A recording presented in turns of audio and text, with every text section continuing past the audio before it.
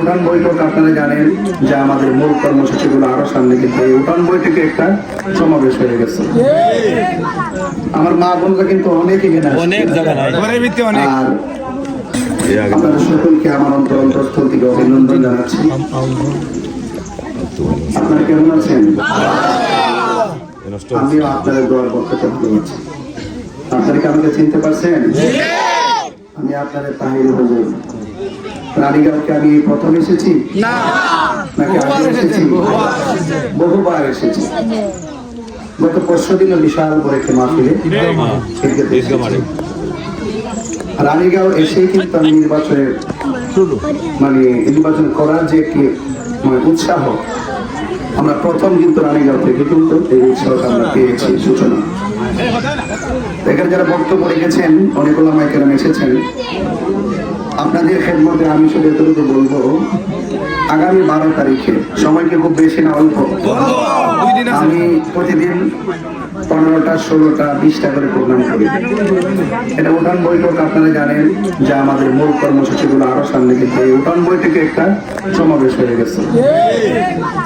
আমার মা বোনরা কিন্তু অনেক এখানে আর আমার দেশের অনেক প্রার্থী আছে, প্রার্থী যখন আছে তাদের দলের লোক কত আছে, বিভিন্ন পদে আছে। পদে থাকলেও যদি কেউ সভাপতি, সেক্রেটারি, সাংগঠনিক, ধরেন না যে কোনো দলের আর কি, কিন্তু এর পরিবার কিন্তু আবার মোমবাতি, এই একটা ব্যাপার কিন্তু এলাকাতে ঘটছে, ঠিক না? তাইলে আলহামদুলিল্লাহ এটাও ভালো যে আমার মা বোনরা আমাদের মোমবাতির প্রতীকটাকে আজকে জাতীয় প্রতীক হিসাবে গ্রহণ করে ফেলছে। এতদিন রাস্তা দিয়ে গেলে আমার সবাই তাহির হুজুর থাকে, আর এখন রাস্তা দেখলে তো মোমবাতি যায়। এই যে একটা গণদাবি, এটা একটা ভালোবাসার দাগ, এটা নির্বাচনের জন্য এই কথাগুলো অনেক অনুপ্রেরণা, অনেক বড় কথা। তা আপনাদেরকে আমি অনুরোধ করবো, কিছু বেশি কিছু বলেন, আমার মা বোনদেরকে বলবো, বর্তমান বাংলাদেশের যে রাজনৈতিক অস্থিরতা, মব ভায়োলেন্স, মানে এটা আপনার সংক্ষেপে যদি বলি, মানে রাজনৈতিক প্রতিহিংসায় যে কোনো মানুষকে ধর করে মেরে ফেলা, এটা কি রাজনীতির ভাষা হতে পারে? তো এই বর্তমান বাংলাদেশের যে একটা অস্থিতিশীল পরিবেশ আছে, এটাকে যদি শান্তিতে ফিরে আনতে হয়, ইসলামী মূল্যবোধের যারা আছেন ওলামায়ে কেরামদের পক্ষ থেকে কিছু লোক সংসদে যাওয়ার দরকার।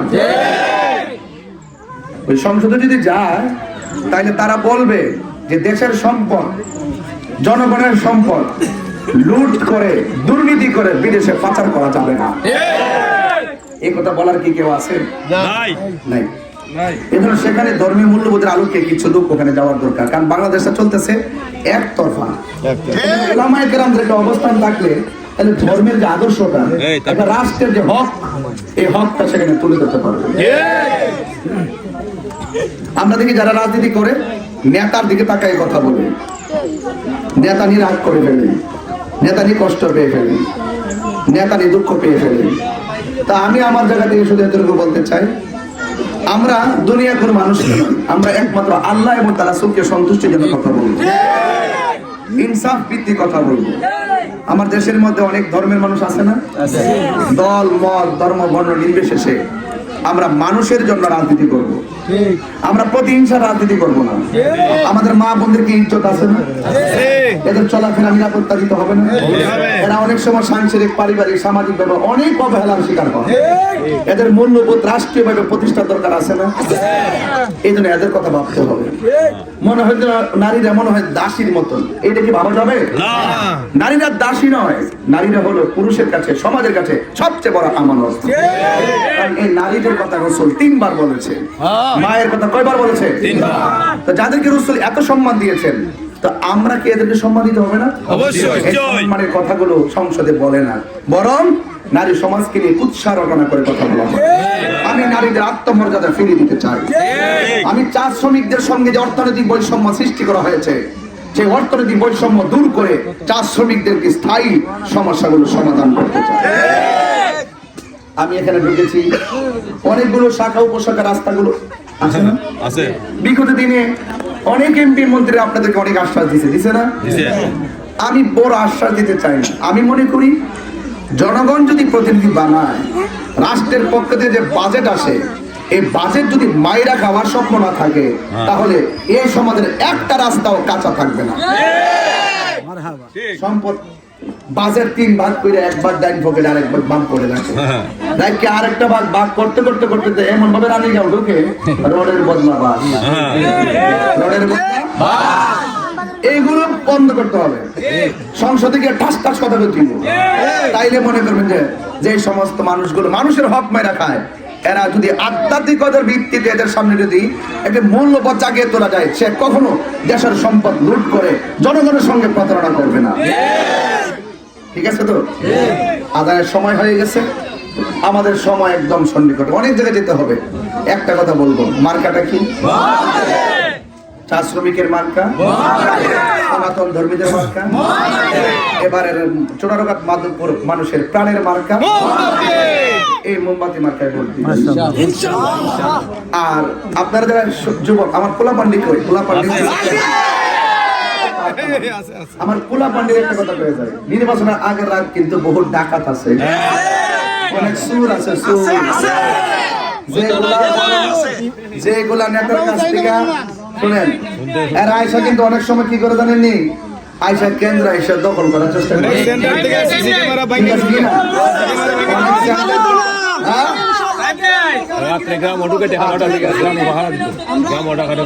চলবে না। তাইলে অনেক সময় দেখবেন, অনেক সময় শুনেন, অনেক সময় কেন্দ্রের ভিতরে আপনাদেরকে বলবে যে ভোটটা সামনে দাও, আপনি বলবেন ভোট সামনে দিবে কেন? আমি ভোট পর্দার ভিতরে গিয়ে আমার পছন্দ মতো প্রার্থীকে ভোট দিব। কখনো জোর জবরদস্তি করলে তাকে সাথে সাথে ধরে ফেলবেন, বলবেন যে টেবিলের মধ্যে ভোট দেওয়ার অধিকার তোমাকে কে দিয়েছে, আর বাকিটা আমি করবো। বিশ্বাস আছে আমাদের? ইনশাল্লাহ পারবো, ইনশাল্লাহ। দুই, আপনাকে কেন্দ্রে যাওয়ার পর যারা এজেন্ট থাকবেন, আপনাকে গিয়ে বলবে ভাই বেশি ঝামেলা তো, আপনার প্রথম সিগনেচার দিয়ে দিন, পরে না হলে ঝামেলা হবে। আপনি বলবেন না, আমি প্রথম সিগনেচার দিব কেন? ঠিক, ভোট হবে নির্ধারিত টাইম পর্যন্ত, 4টা 4:30 পর্যন্ত ভোট হবে। ভোট হওয়ার পর সেগুলো গণনা হবে। গণনা হওয়ার পরে আমার বুঝে আসলে, একবার বুঝে না আসলে আরেকবার গণবেন, আরেকবার বুঝে না আসলে আরেকবার গণবেন। গণার পর আপনার পর আপনি বুঝে নেওয়ার পর সিগনেচার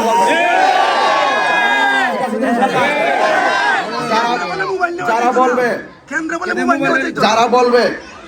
যারা বলবে অনেকে কয়েকটা নিউজ পাইছে যে একদিন করে 3 দিন পরে নাকি রেজাল্ট দিব, আমার কথা 10 দিন পরে রেজাল্ট দিলে আমার আপত্তি নাই, কিন্তু আমার রানীগাঁওয়ের কেন্দ্রের ভোট কেন্দ্রের হিসাব দিয়া তুমি 1 বছর পরে যাও।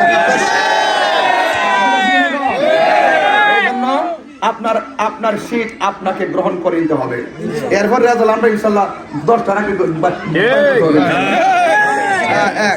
তারপরে এখন আমরা মা বোনদের অনেকে অসুস্থ আছেনি সমাজে, এদেরকে আপনারা অটো দিয়া অবশ্যই আছে ঘর দিকা টাইম না, মা খালা দিদি ডাইকা সুন্দর করে এদেরকে গাড়ি ঘোড়া দিয়ে আনবেন সম্মানের সাথে। যার যাদেরকে তৌফিক আছে এই নির্বাচনে জানে মাল আপনারা নাইমা যাবেন।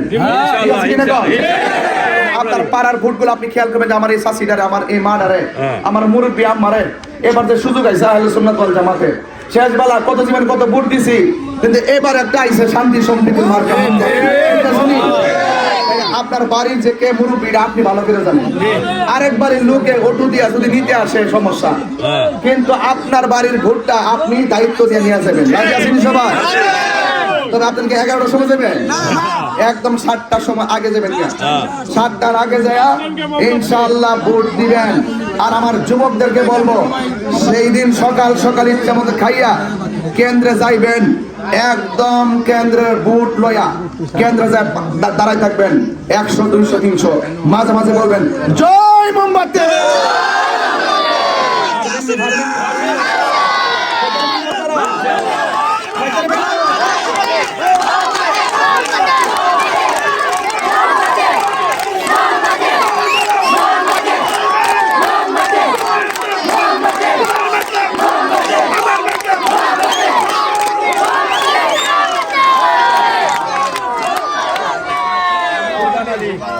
আজকের সভাপতি কোরবান আলী চাচা, ইনশাআল্লাহ ইনশাআল্লাহ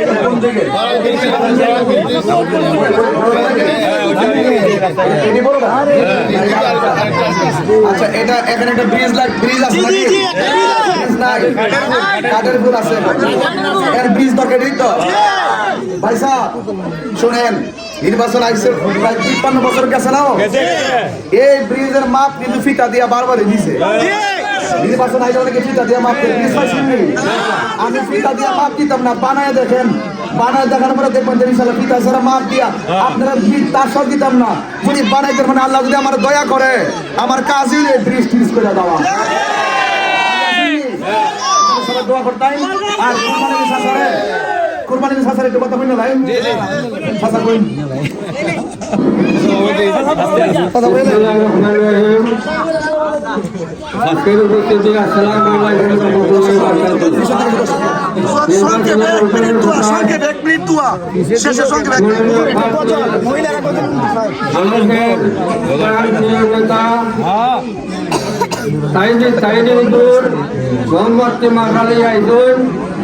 আমরা সকলে মিলে